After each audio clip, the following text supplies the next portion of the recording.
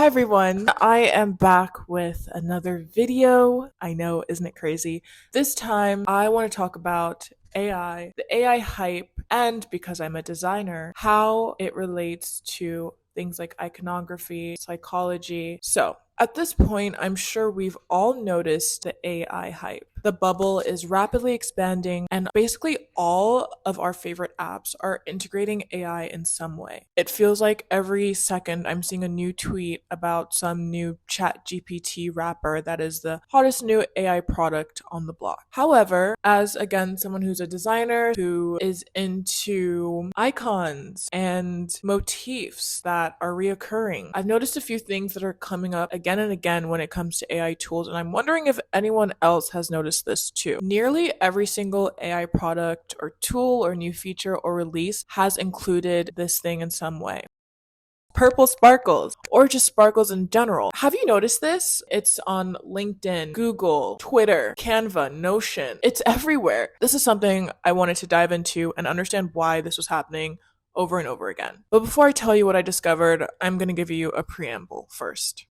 AI seems really hypey and new these days, but AI has been around for a long time. Artificial intelligence has been powering a lot of the things we use in our day to day lives just in the background. Our social media apps, our search engines, our entertainment. So, why is there so much hype now? I think what's happening right now is it's becoming way more accessible. Artificial intelligence, computer science, and engineering is such a complex topic, the average person doesn't actually understand how these algorithms work. As this AI bubble is really growing and becoming more popular, kids are talking about AI, your grandma's talking about AI. Product designers and product owners are tasked with this really unique challenge of making something that is so complex, so high level and mathematical, kind of brought down to a level that the average consumer would understand. If you want to introduce something that the average person would not understand, and there's this sort of cloud of mystery surrounding it, how would you represent that? Magic wands, sparkles, even little cartoon witches. These are all images, icons, motifs I've seen accompany these AI releases. It's kind of weird when you think about it, but when you think about it a little bit more, it starts to make more sense. I mean, it's introducing this element of the unknown, but making it fascinating by adding some childlike wonder to it. Like, oh, you don't need to know how it works. It's just magic and sparkles. That's all you need to know. But it's not, unfortunately. It never is. Before we get into magic, let's talk sparkles.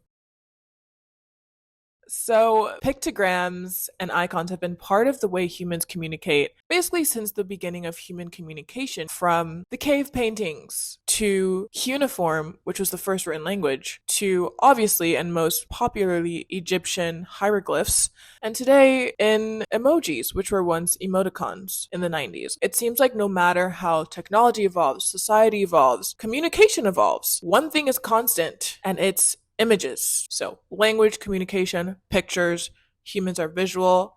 You're following me? Look, I'm just a girl with a tiny mic. I did not study anthropology. I did not study linguistics. Right. So, language, communication, and the way humans communicate with each other have changed drastically over time. However, a lot of things in some ways have stayed the same. Today's emoji recipe or emoji combination is yesterday's hieroglyph. So, let's talk about emojis a little bit. The emoji was invented, I think, in the 90s or late 90s. The word emoji is borrowed from Japanese. It means pictograph or a picture or drawing. And according to dictionary.com, the sparkle emoji can stand for actual stars, it can be used to show excitement, express love, congratulations, or suggest forms of magic. Sparkles themselves are synonymous with wonder, bedazzlement, being dazzled. In other words, think of sparkles as these glittering, flittering, fleeting distractions that actual magicians can use to complete the sleight of hand that is required to do a magic trick. By the time the sparkles evaporate, the dust settles, something unbelievable is before your eyes. How did you do that, you ask? A magician never reveals their tricks, says the magician. I want to go back to another definition of sparkles and this kind of trope of sparkles. I went to tvtropes.org, reputable source, and they said that because of this universal fascination, the trope's simple logic is that if you want to indicate how visually valuable, magical, or special anything is, then put a lot of shiny sparkles or anything that makes sparkles around it. If you want to indicate how visually valuable, magical, or special AI is, just put a ton of sparkles around it. There's this article I read, I believe it's from anthropology.com. It's called Is Artificial Intelligence Magic? Can you guess what I put into Google search? So it comes at this topic from an anthropological approach that defines magic as this. 1. Manipulating symbols through incantations, music, drawings, writing, and utterances, for example, to bring about some physical change in the world. But what I want to focus on is the second definition here, which is simply obtaining some ideal product or outcome without any cost or effort. This is the only part in this article that I kind of disagree with. Because when it comes to magic, there's always a cost or a sacrifice that is needed in exchange for the practitioner's will to come into fruition. These are themes that we've seen our whole lives. If you take a step back, if you look at Hollywood blockbusters, children's movies, children's TV shows, fairy tales, we see that there's always a sacrifice when it comes to something magic happening. Disney princesses always have to sacrifice something. I mean, there's so much. We all know that, there's always a price for something. Nothing comes freely. So this article saying that it comes without any cost or effort is simply untrue. In my opinion, I could be wrong. I think it comes with a different amount of effort, a different type of cost,